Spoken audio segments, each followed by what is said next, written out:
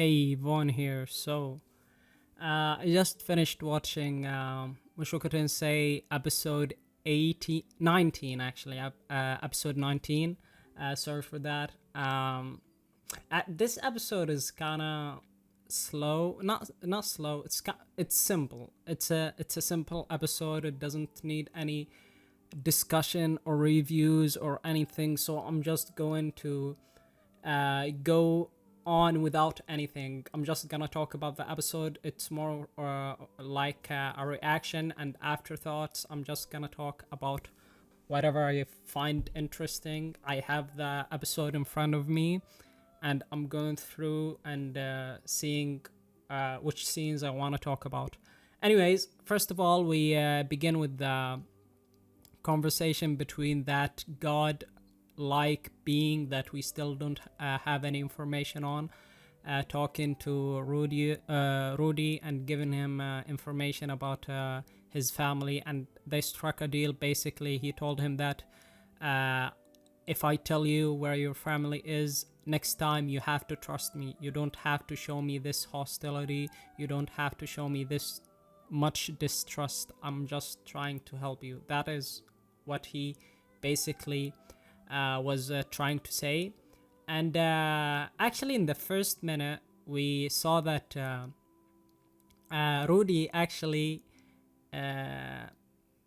is accepting himself, and that is what I was hoping for in the last 3 to 4 episodes. I was hoping that he would accept his past life, and we saw that he is trying. It is a hard thing to do, to accept your past mistakes and what you did in the past, but he is trying, and he is in the process of accepting himself and coming to terms with himself, and that is what I liked from that whole scene. Anyways, the godlike being tells him where his family is, or not where his family is, the circumstances upon which he'll find his family, and the requirements he has to do in order to rescue them. That is what he tells him, basically clues with a little bit of requirements that he has to do in order to unlock basically the storyline of him finding his family. Basically treat it like a visual novel, and you have to go through a route, and in order to go through that route that you want to go through, you have to unlock certain dialogues and certain scenes. So basically it's like that. So now let's go into the actual episode when it starts. Before that, I would be an idiot and a dumbass if I don't mention the opening scene of this episode, as always, with the music in the backgrounds, the establishing shots, the backgrounds, the city, the environment of this place. Everything was set up in such a way that is beyond beautiful. Everything was so gorgeous. I can't believe that they continue to do this, and every time it would be new, like it would be something that you want to experience over and over again. I want this over an opening. If every anime, if every anime would do that, I would be so happy. But that's beside the point. Anyways, I'm actually happy to see Eris so animated and so lively to go through the city and be excited about this new scene and this new scenery, basically. But in my heart, I know that something is gonna happen to her, especially since we found out what happened to her grandfather. So we know that there will be an eventual doom for her, like for her mentality. There will be a breakdown for her at the end of this line, but so far that has not happened. And I actually just want to appreciate how lively and lovely Eris is throughout this episode. Anyways, Rudy continues or does what he's been told by that godlike being, And after he does it, he tries to write an anonymous letter. And by the way, I haven't told this in my opening statement, but basically the family in this kingdom, which is the Shiroin kingdom, or Shiroin kingdom, as Eris said. I actually don't know how to pronounce the name, so that's just I'm just copying Eris. Anyways, as I said, the family members that are here are Aisha and Lilia. So Rudy's mother is not here. So yeah, that's it. Anyways, Rudy does what he's been told. He writes an anonymous letter and he hands it down to the guards or to the post mail. And then he finds Aisha, because she's been following him around, because we find out that Lilia told her that you have to send a letter to your father and tell him where we are, and but she doesn't have money. Basically, she doesn't have money, so she begs the passers-by to give her some money so she can send the letter. But as we find out, it turns out that the guards actually are blocking her way of communications. They're blocking her letters. They are taking her letters, so she doesn't have any way of reaching Paul. So yeah, we found out about that. And we find out the reason for that is because that fucking OG, that fucking prince, that pervert, basically, is trying to block all communication, because he kidnapped Lilia at first and Aisha in order to lure in Roxy, but Roxy has not heard of any info about this, because this guy is a dumbass. He has not spread or has not delivered a message to Roxy that he has the family members of Paul, so if you want them, come get them, basically. And he seems to have the wrong idea that Rudy is Roxy's lover, or a former lover, as he would like to believe. And actually, throughout this episode, I had this feeling inside me that I was so, like, you know, when you have some anxiety about something that you know that is going to happen, like it's an eventual doom, it's like a death or something horrible is going to happen. And I had this feeling throughout this episode, because I thought that maybe we'll see a scene of Lilia getting raped by this motherfucker or something else, and thank God that we did not see that. We saw her, she's tied up, but she, from what I can see, she has not been sexually assaulted. She has not been violated.